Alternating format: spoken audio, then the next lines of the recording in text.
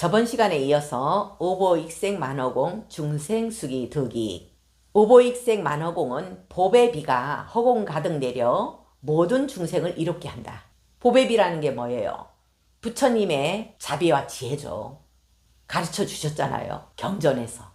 모든 경전에서 가르쳐 주신 그 법의 비가 허공 가득 내려 모든 중생을 이롭게 한다. 이게 오보익생 만허공이고, 중생수기 득이. 중생은 그릇에 따라 이익을 담는다. 이거는 법화경에 나오는 약초유품. 제가 전에 법문했듯이 큰 나무는 비를 흠뻑 흡수해요. 그래서 열매도 만들고 그늘도 만들고 엄청나게 세상을 이롭게 하는 게 바로 큰 나무라고 했어요. 풀떼기는 이만큼 물을 흡수해요. 하늘에서 내리는 비의 양은 똑같아요. 똑같은데 내 그릇에 따라서 담는 양이 다르죠. 그래서 보살은 자비와 지혜에 법의 비를 많이 받아들여서 중생을 이롭게 하는 존재예요. 이게 바로 중생수기 득이익이에요. 이 구절은 단순히 복을 받는다는 뜻이 아니에요. 우리가 지혜의 복, 자비의 복을 받는다는 게 아니고, 자기가 부처님의 그 지혜와 자비의 법의 비를 받아들여서 중생을 어떻게 이롭게 하는가가 중요한 거죠.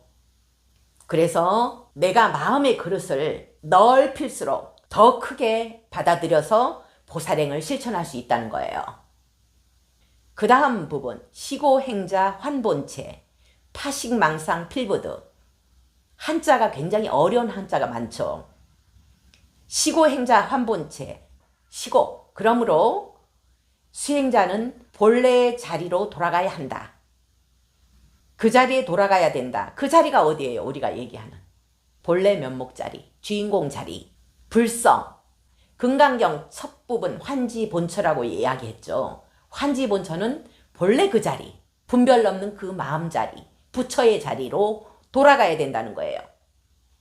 부처님께서 가사를 입고 발을 들고 사이성에 들어가 차례로 7집을 탁발하시고 본래 계시던 곳으로 돌아오셔서 이렇게 표현된 게 바로 환지본처예요. 본래 자리로 돌아간다는 거. 본래 자리는 분별 없는 마음 자리다. 주인공 자리. 그리고 4가지가 끊어진 아상, 인상, 중생상, 수자상이 끊어진 그 자리를 바로 본래 면목 자리, 주인공 자리라고 표현했죠, 제가. 그리고 파식망상 필부득. 육조단경에서는 이 망념을 없애려 하지 말라. 망념이 일어나도 그에 머물지 말라는 뜻이에요. 사람들이 저에게 질문하는 제일 많은 게 뭔지 아세요? 스님, 지장경 읽을수록 번뇌망상이 더 많이 올라와요. 제가 잘못된 것일까요? 이렇게 질문하는 사람들이 많아요. 잘못된 게 아니에요. 누구나 올라와요. 번뇌망상에 끌려갈 때는 그 올라오는 것을 눈치채지 못해요. 워낙 많이 일어나기 때문에. 조용하고 집중했을 때 이 번뇌망상을 알아챌 수가 있어요. 그래서 수행이라는 것은 집중이잖아요. 알아차림. 어떤 상황에서도 끌려가지 않는 게 수행이라고 했죠. 어떤 분이 오늘 질문하더라고요. 스님, 저는 업이 많아서 번뇌망상이 많이 일어나요. 이러더라고요. 끌려가지 않는 연습하세요. 이 일어나는 놈이 누구지? 딱 멈추는 거예요. 화가 일어날 때 화내는 놈이 누구지? 이렇게 딱 누구지 하면 안 끌려가요. 그렇지 않고 알아차리지 못하면 계속 끌려가게 돼 있어요. 거기에 알아차리는 거, 알아차리면 멈추게 돼 있거든요. 끌려가지 않으려면 알아차려야 된다. 알아차리고 멈춰야 된다는 거죠. 스님, 저는 아픈 것은 잘 알아차려진대요. 어디가 아프다, 어깨가 아프다, 아니면 허리가 아프다, 이럴 때는 알아차린대요. 이 아픈 놈이 누구지? 업이야 해서 딱 멈춘대요. 근데 생각에 끌려가지 않는 것은 연습이 안 된대요. 그것도 연습해야죠. 생각에 끌려가지 않는 거, 이게 파식망상 필부득이에요. 망상을 끊어야지, 번뇌를 끊어야지 하면은 또 다른 집착이에요. 끊어야지 하는데 집착되게 돼요. 그리고 깨달음을 얻어야지 하면서 참선하고, 아니면 나 이번 동안 한 소식 할 거야, 이것도 집착이거든요. 한 소식 할 거야, 이것도 또 다른 아상이에요. 우리는 본래 부처인 걸 알면은 망상 또한 법성의 다른 모습이라는 걸 알게 돼요. 일어났다 사라지는 그런 현상일 뿐, 이 망상도 번뇌도 잠시 일어났다 사라지는 것일 뿐이에요. 이걸 알면 끌려가지 않게 돼 있죠. 그리고 망상임을, 번뇌임을 아는 그 자리가 바로 부처예요. 부처라는 것은 여기에 있는 형상을 부처라 하는 게 아니고 분별 없는 그 마음자리, 그리고 끌려가지 않는 그 마음, 끌려가지 말아야지 해갖고 딱 멈출 때의 그 마음이 바로 부처라는 거예요. 부처 어려운 거 아니죠. 연습하면 되죠. 매일 연습하면 되죠.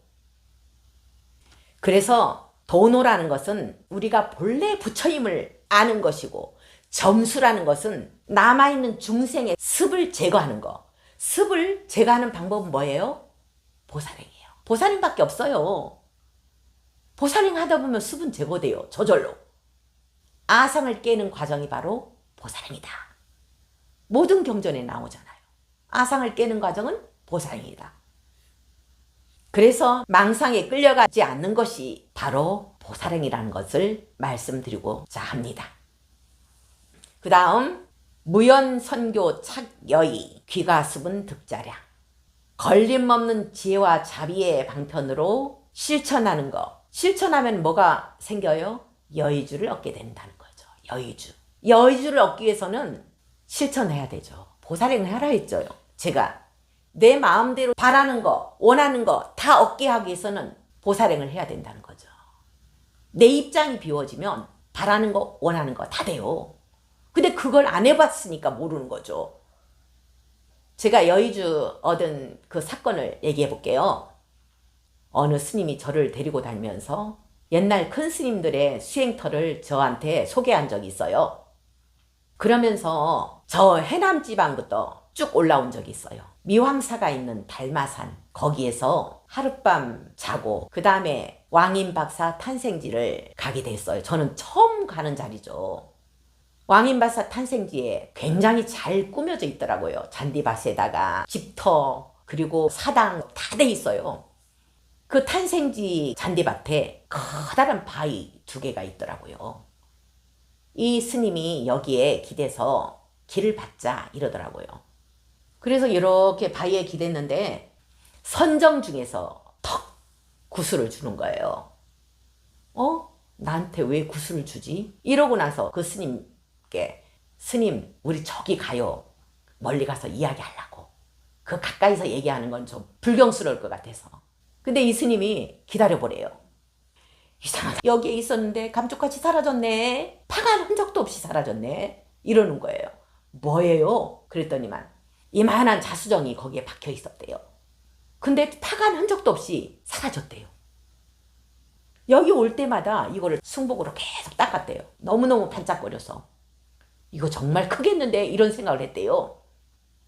그 얘기를 하는 순간 스님 아까 저한테 주던데요? 그게 여의주였어요. 실은 전생에 동해용왕으로부터 여의주를 받은 사례가 있어요. 전생에 제 거였겠죠. 그게. 그래서 여의주를 받아갖고 그거를 저는 활용하고 있다고 봐요. 내 마음에서 그거를 쓰고 있다고 봐요.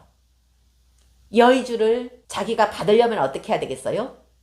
망상이 멈춰야 돼요. 망상이 멈추지 않으면 계속 끌려가게 돼 있고 분별심은 계속 생기게 돼 있어요. 해인산매가 바로 망상이 멈춘 상태예요.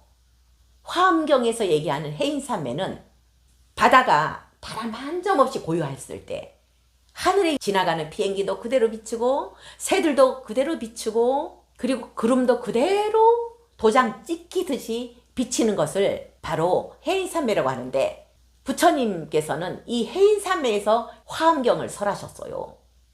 모든 분별이 멈춘 상태, 이 상태에서 모든 세상이 그대로 보이는 거예요. 그게 바로 법성 원용 무이상으로 보인다는 거죠. 둘이 아닌 이치로 보인다는 거죠. 해인산매의 그 상태에서는 우리는 여의주를 얻을 수 있다는 거죠. 누구나, 저만 얻을 수 있는 게 아니고 누구나 얻을 수 있는 게 바로 이 여의주예요. 여의주가 생기면 어떻게 돼요? 제가 바라는 거 바로 와요. 시원한 커피 마시고 싶네? 누가 1시간도 안 돼갖고 갖고 와요. 항상 뭐가 떨어졌다 그거 사야 되겠는데 하고 있으면은 그날 바로 들어와요. 이게 바로 여의주를 마음대로 쓰고 있다는 거죠. 저도 모르게 다 활용하고 있다는 거예요. 근데 누구나 활용할 수 있다는 거죠. 누구나 얻을 수 있다는 거죠. 여의주를. 어떻게 했을 때? 분별 망상이 사라졌을 때. 그러면은 우리는 이 우주 법계 어디든 간에 통하게 돼 있어요. 누구하고도 통하게 돼 있어요. 분별 망상 때문에 내 아상이 안 깨지는 거예요. 내 입장이 그대로 있기 때문에 마음대로 못 펼치는 거예요. 내 마음을. 그래서 분별 망상이 떨어졌을 때는 이렇게 착 여의를 할 수 있다는 거죠. 여의주를 얻을 수 있다는 거예요. 그리고 나서 귀가습은 득자량. 귀가라는 건 어디로 가라는 거예요? 집으로 가라는 거예요. 집이 어디예요? 환지본처. 분별 넘는 그 마음 자리로. 집으로 돌아가면 각자의 그릇만큼 수행의 양식을 얻는다. 각자의 그릇만큼 수행의 양식을 얻는다는 게 귀가습은 득자량이에요. 결국은 내 입장을 비우면 상대의 입장이 보여요.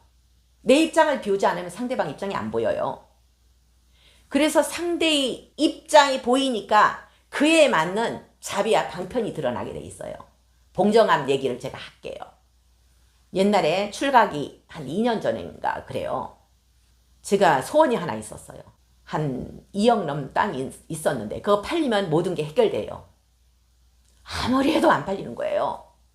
그때 봉정암 가는 길이라는 그런 프로그램을 보게 됐어요. 한 가지 소원은 들어준다는 곳이 바로 봉정암이래요.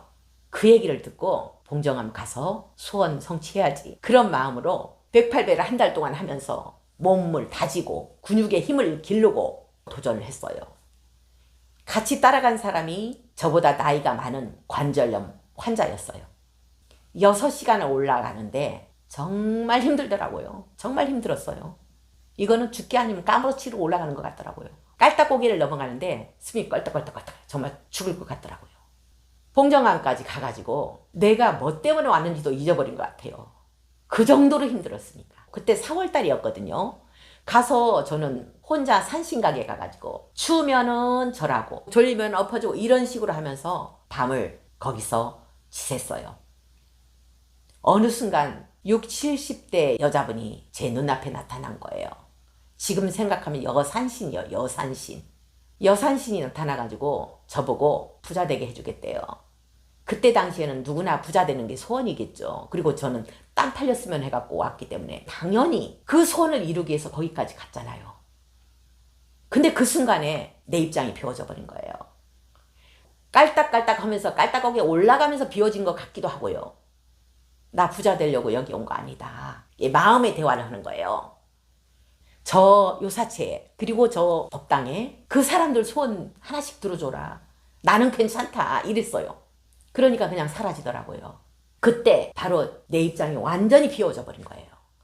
그리고 나서 땅 팔리는 건 당연히 팔렸고 지금 그 이상의 복을 누리고 있어요. 저는 엄청난 복을 누리고 있어요. 정말 말도 안 되는 복을 누리고 있어요. 이게 바로 내 입장이 비워졌기 때문에 상대방 입장이 보인 거예요. 상대방 입장이 보였기 때문에 그 사람들 소원 들어줘라고 한 거예요. 소원 성취의 비결이 이거예요. 어느 스님 법문에 그러더라고요. 이 스님이 포교당을 열었는데 빚을 떠안았대요. 몇 원 됐는가 봐요. 감당할 자신이 없어갖고 중국을 갔대요. 중국에 그 진신살이 모셔놓은 데가 있대요. 어느 절이. 이 빚을 해결해야 되겠다 하는 마음으로 가서 진신살이를 친견하고 나서 2, 3년 안에 다 해결됐대요. 매덕이. 딱 그걸로 끝이더래요. 딱 그걸로 끝. 근데 저는 아니잖아요. 땅은 팔렸지. 더 이상 바랄 수 없는 그런 최고의 만족을 누릴 수 있는 경제적인 삶을 누리고 있어요. 저는. 왜 그러겠어요? 두 사람의 차이는 뭘까요? 하나는 본인 입장밖에 없어요. 저는 내 입장이 비워져 버린 거예요.